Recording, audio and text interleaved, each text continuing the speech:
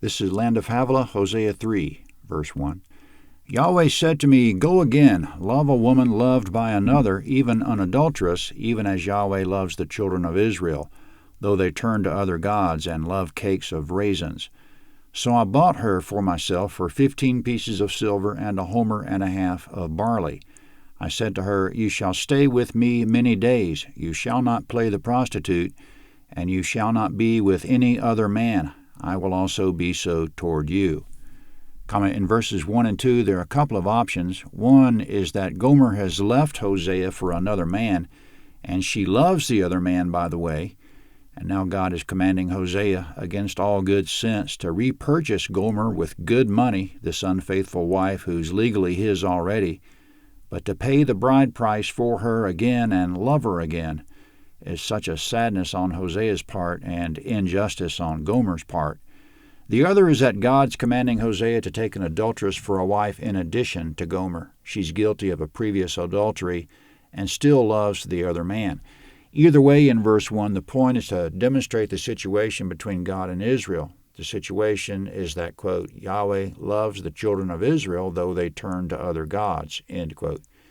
It's difficult for us to understand God's feelings and jealousies, but easy for us to understand human things. Therefore, God's putting it on a human level.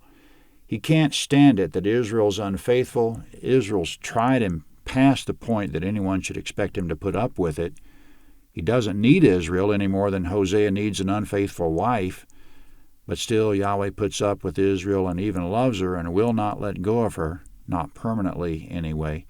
He'll win Israel back by sending her to the wilderness, which is the only way she'll understand how wonderful he's been to her all this time.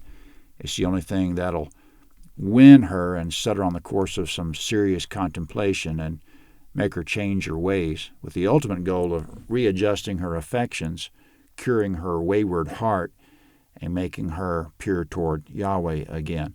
In verse 1, Israel loves cakes of raisins. The reference to raisin cakes works on two levels. One is that they offered raisin cakes to foreign gods, so raisin cakes were a symbol of infidelity. And raisin cakes are delightful, which illustrates Israel's delight in other gods.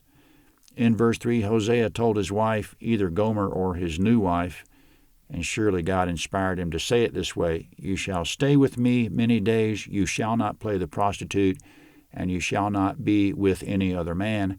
I will also be so toward you, end quote. This was an illustration of what would happen between Yahweh and Israel in the future, which is verse 4.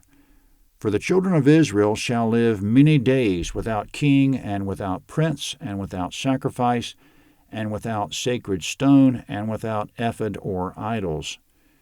Comment, verse 4 we just read is a prophecy. Yahweh says the children of Israel, which means the people of Israel, will live many days without king and prince. This means they'll lose their kingdom. There'll be no kingdom of Israel. They'll live under foreign rule. And they'll live without sacrifice, which means they won't sacrifice to Yahweh or any other god. And without sacred stone, which is a pagan thing, they won't follow pagan practices. And without ephod, an ephod's a vest that a priest wears, Israel won't have any priest to Yahweh or any other god. And without idol, which speaks for itself.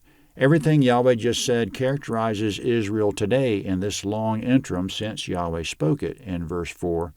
The prophecy was fulfilled almost immediately and still holds true as we speak. Many of Israel are secular.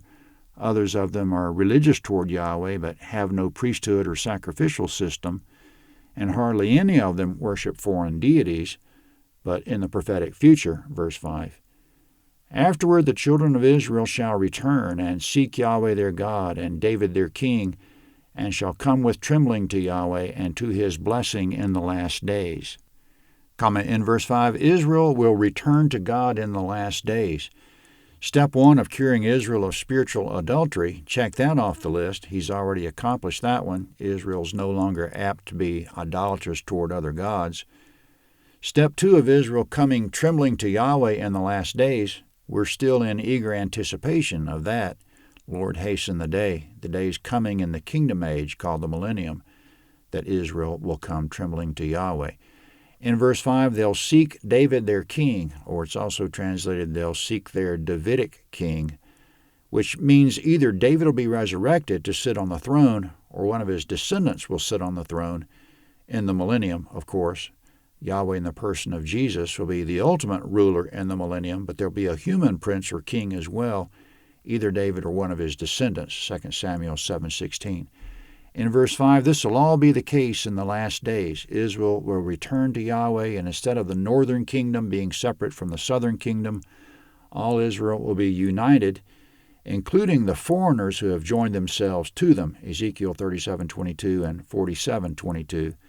Those foreigners are we Gentiles. We'll participate in the millennium as part of the nation of Israel. We're grafted into Israel, Romans 11:17. Israel's idolatries will be in the past, her heart will be cured, and after a long time without a kingdom of Israel, which is where we are today, there's a nation that goes by the name Israel, but there's no kingdom of Israel. In the millennium, the kingdom will be reestablished and reunited.